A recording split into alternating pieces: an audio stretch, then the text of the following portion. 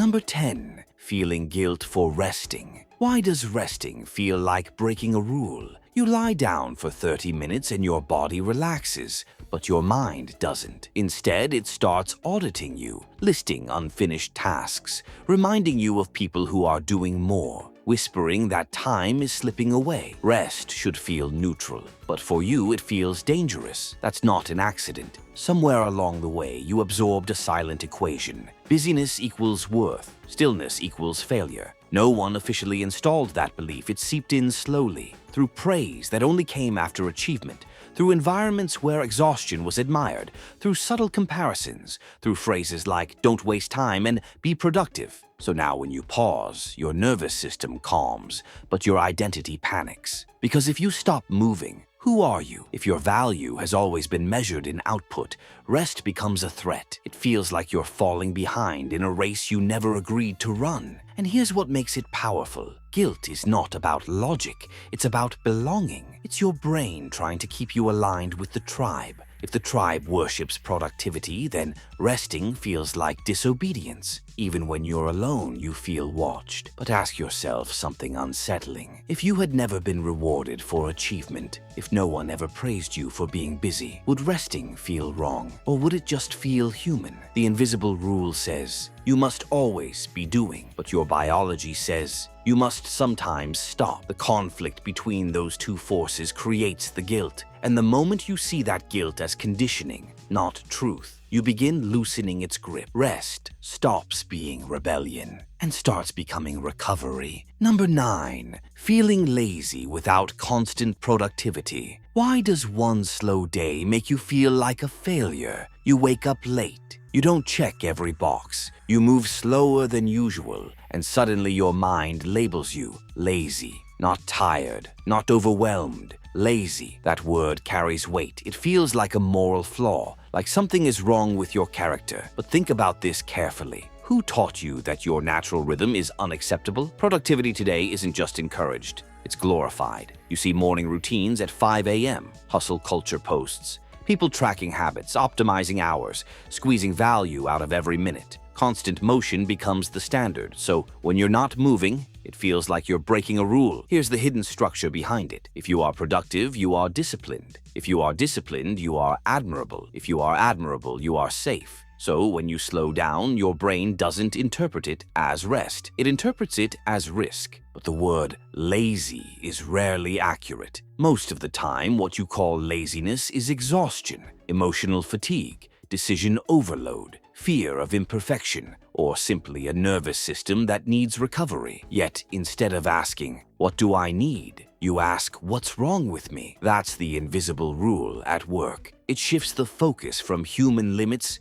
to personal failure. And here's the deeper trap. When you internalize this rule, you stop listening to your body. You override hunger, sleep, and boredom signals. You push through discomfort to prove something, often to people who aren't even watching. Over time, you don't even know what natural motivation feels like anymore. You only know pressure, and pressure can create motion, but it can't create peace. What if productivity wasn't your identity? What if your worth didn't fluctuate with your output? The moment you question the label lazy, you start reclaiming nuance. You start asking better questions. And better questions quietly dismantle invisible rules. Number 8. Needing permission to slow down. Why do you wait for someone else to tell you it's okay to rest? You're exhausted. You know you're exhausted. But instead of stopping, you look around first. You wait for a signal, a holiday, a doctor's note, a deadline to pass. Someone to say you've done enough. Why does your nervous system require approval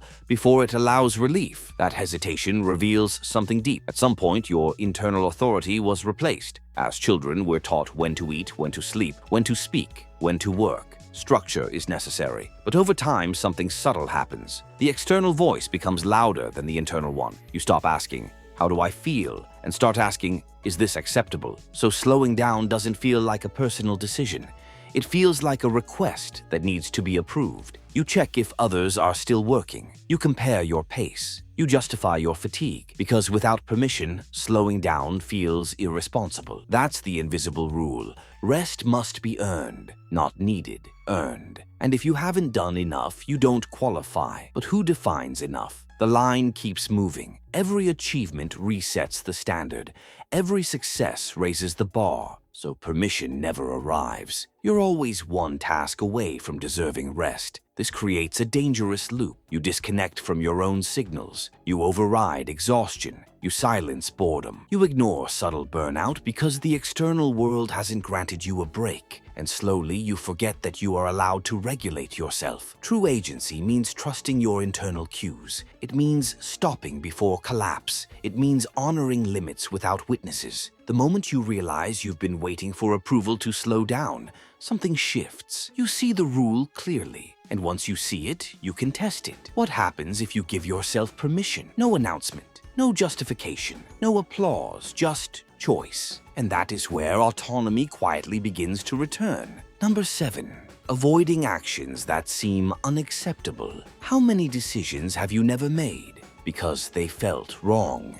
Even though no one told you they were, you hesitate before speaking honestly. You avoid dressing a certain way. You silence ideas that might sound strange. You don't try something new because it might look embarrassing. And the strangest part, no one is actively stopping you, yet something inside pulls you back. That something is not logic. It's internalized surveillance. At some point you learned what gets approval and what gets rejection. Maybe it was subtle, a laugh at your expense, a raised eyebrow, a disappointed tone. Over time, your brain began predicting social danger, and it created a shortcut. If it risks disapproval, don't do it. This rule feels like common sense. But look closely. Who defined what's acceptable? Culture shifts constantly. Norms evolve. What was once shameful becomes ordinary. What was admired becomes outdated. Yet your nervous system still reacts as if crossing invisible boundaries could threaten survival. Because, historically, social rejection did threaten survival. So your brain still treats unacceptable as dangerous. That's why you feel anxiety before posting something authentic. Why you edit yourself mid-sentence. Why you shrink parts of your personality in certain rooms. You're not just avoiding embarrassment. You're avoiding exclusion. But here's the uncomfortable truth. If you always operate within invisible lines, you slowly lose access to your full range. Your curiosity shrinks. Your spontaneity fades. Your self-expression becomes filtered through imagined judgment. And the filter gets stricter over time. The invisible rule becomes, stay within bounds. But bounds created by whom? The moment you question whether something is truly harmful or just socially unfamiliar, you regain power because many of your restrictions are inherited, not chosen. And when you start experimenting outside those silent lines, carefully and consciously, something fascinating happens. You discover that most of the prison was psychological, and the guard was internal. Number 6. Living by expectations you never chose. What if the life you're building isn't actually yours? Pause for a second. The career you're pursuing, the way you define success, the timeline you feel pressured to follow, the milestones you think you must hit. Who decided those? Most expectations don't arrive as commands, they arrive as atmosphere. You grow up surrounded by certain definitions of normal. Certain achievements are celebrated, certain paths are respected,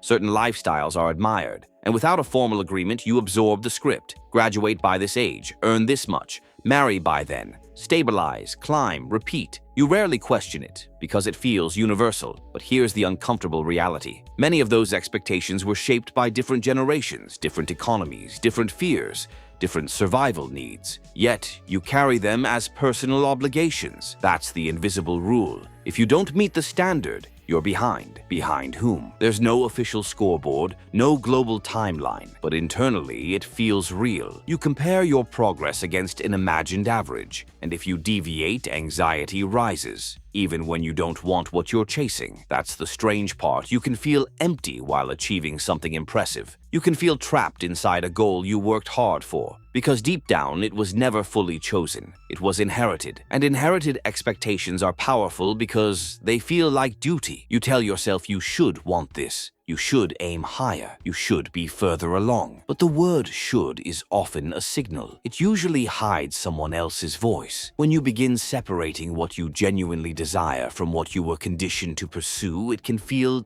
destabilizing, almost disloyal, almost rebellious, because stepping off the expected path means facing uncertainty without applause, but it also means something else. It means authorship. The moment you ask, if no one were watching, what would I choose? You start peeling away inherited rules, and for the first time, the direction begins to feel personal, not prescribed, chosen. Number 5. Fear of doing things wrong. Why does the possibility of being wrong feel so threatening? Not incorrect, not mistaken, threatening. You double-check emails, you rehearse conversations in your head, you delay starting projects because you're unsure of the right way. You hesitate to act unless you feel prepared, and even then there's tension, because somewhere deep inside, being wrong doesn't just mean error. It means exposure. At some point, mistakes stopped being neutral. Maybe they were criticized harshly. Maybe they were laughed at. Maybe they cost you approval. So your nervous system learns something powerful. Wrong equals danger. Over time, this belief transforms into an invisible rule. There is a correct way to exist, and you must find it. So you begin optimizing your behavior, monitoring your tone, adjusting your opinions, choosing safer options over authentic ones. You don't experiment freely. You calculate. This creates a subtle paralysis. Because if every action must be right, then every action carries risk. You wait for certainty. You search for guarantees. You overconsume information before moving, but certainty rarely arrives. And the deeper cost is this. When fear of being wrong dominates, curiosity dies. You stop exploring ideas that might fail. You avoid conversations that might challenge you. You choose familiarity over growth because growth includes error. Yet here's the hidden truth. Most progress, intellectual, creative, personal, requires being wrong repeatedly. But if your identity is tied to correctness, mistakes feel like cracks in who you are. So you protect your image instead of expanding your capacity. Ask yourself something honest. If being wrong didn't threaten your belonging, if errors weren't tied to shame, how much more freely would you act? The invisible rule convinces you that correctness equals safety, but real safety often comes from resilience, not perfection. And the moment you allow yourself to be wrong without collapsing,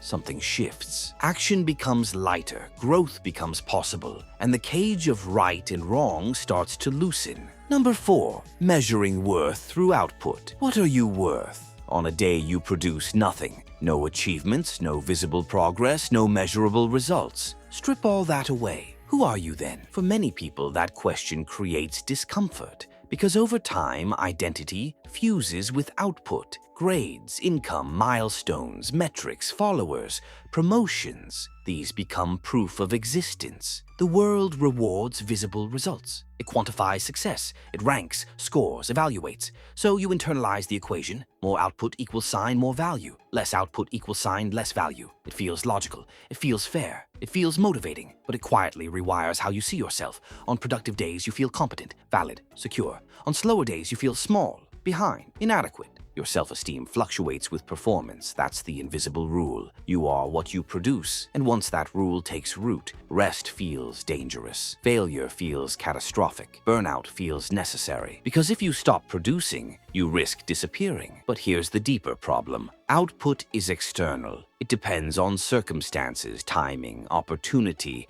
health, energy, luck. If your worth depends on variables you can't fully control, your stability will always be fragile. You become addicted to proof. You chase validation in the form of results. You refresh metrics. You seek visible confirmation that you matter. And when the results slow down, anxiety rises. Not because you're incapable, but because the identity built on productivity feels unstable. Imagine removing output from the equation entirely. No scoreboard, no comparison, no visible metrics. Would you still consider yourself worthy? The invisible rule says worth must be earned, but intrinsic worth exists before performance. Before achievement, before recognition. The moment you separate who you are from what you produce, something radical happens. You begin acting from intention instead of fear. And when output becomes expression, not proof, the pressure starts dissolving. Number 3. Feeling watched even when alone. Have you ever changed your behavior even when no one was there? You adjust how you sit. You correct your posture. You hesitate before doing something slightly weird. You imagine how it would look, even in private. Why? There's no audience, no cameras, no observers, and yet it feels like someone is watching. This isn't paranoia. It's conditioning. From early childhood, you were evaluated, graded, corrected, praised, critiqued. Your actions were observed and labeled. Over time, that external gaze moved inward. You internalized the observer. Psychologically, this becomes a kind of mental surveillance. You imagine how others would judge you. You predict reactions. You regulate yourself accordingly, even in solitude. That's the invisible rule. Act as if you're always being evaluated. It sounds extreme, but look at how often you filter yourself. Not just socially, but privately. You don't sing loudly. You don't experiment freely. You don't fully relax into your quirks. Because some internalized voice monitors you. This internal observer isn't malicious. It formed to protect you, to help you fit in, to reduce rejection. Social belonging has always been essential to survival. So your brain learned to simulate judgment before it happened. But here's the cost. When you constantly imagine being watched, you lose spontaneity. You become hyper-aware of how you appear instead of how you feel. Self-consciousness replaces self-connection. And over time, you may not even know what you naturally prefer, because you're always performing, even subtly. Ask yourself something quiet and honest. When was the last time you did something purely because you wanted to, without imagining how it would look? The invisible rule keeps you polished, but sometimes polish erases authenticity. And when you begin noticing the internal observer without automatically obeying it, a strange freedom emerges. You realize that much of the pressure was imagined, and in true solitude, you are not being judged. You are simply being. Number 2, following routines without questioning them. How many things do you do every day without ever asking why? You wake up at a certain time, check your phone immediately, eat similar foods, take the same route, respond to messages in the same tone, work in the same patterns. It feels normal, efficient, practical. But routine has a hidden side. Habits are powerful because they reduce cognitive load. Your brain automates behavior to conserve energy. That's useful, necessary even.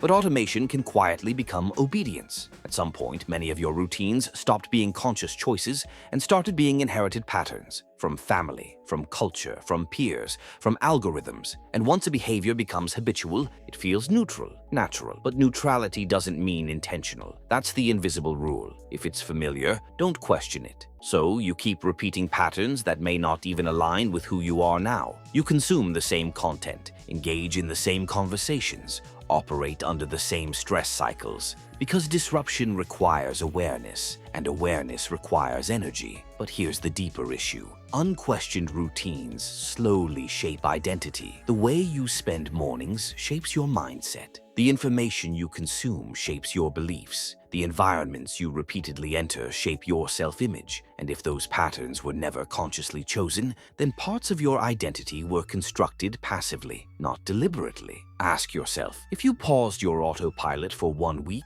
if you observed your day like an outsider, what would feel intentional and what would feel inherited? Routines are not the enemy, but unconscious repetition is powerful. The moment you begin questioning even one automatic behavior, you interrupt the loop, and interruption creates space. Number 1. Losing agency through compliance. When was the last time you said yes and didn't even consider no as an option? Not because you wanted to, not because you agreed, but because resisting felt heavier than complying. Compliance is subtle. It doesn't feel dramatic. It feels practical, cooperative, mature. You adapt, you adjust, you go along, and at first it seems harmless. But here's how agency quietly erodes. Every time you override a small preference to avoid tension, every time you silence disagreement to keep peace, every time you follow instructions without reflection, you reinforce a pattern. The invisible rule says fitting in is safer than standing out, so you comply with expectations, with social norms, with workplace dynamics, with family roles. And slowly something shifts. You stop asking, "What do I think?" and start asking, what is expected? This is how agency fades, not through force, but through repetition. The human brain is adaptive. The more you comply without questioning, the more natural it feels. Eventually, you don't experience it as a choice anymore. It becomes identity. You call yourself easygoing, flexible, low maintenance, but underneath there may be resentment, fatigue, a quiet sense of invisibility. Because agency requires friction. It requires occasionally tolerating discomfort. It requires risking disapproval. And if you've been conditioned to avoid those risks, compliance becomes your default survival strategy. But here's the turning point. The moment you recognize that you've been operating on invisible rules, something powerful happens. You regain awareness, and awareness reintroduces choice. Choice doesn't mean rebellion. It doesn't mean chaos. It means asking, even be briefly, is this aligned with me? If the answer is yes, compliance becomes conscious cooperation. If the answer is no, you have the option to respond differently. Agency is not loud, it's not aggressive, it's quiet alignment between decision and self. And the moment you start questioning the rules you never agreed to, you stop living on autopilot and start living deliberately.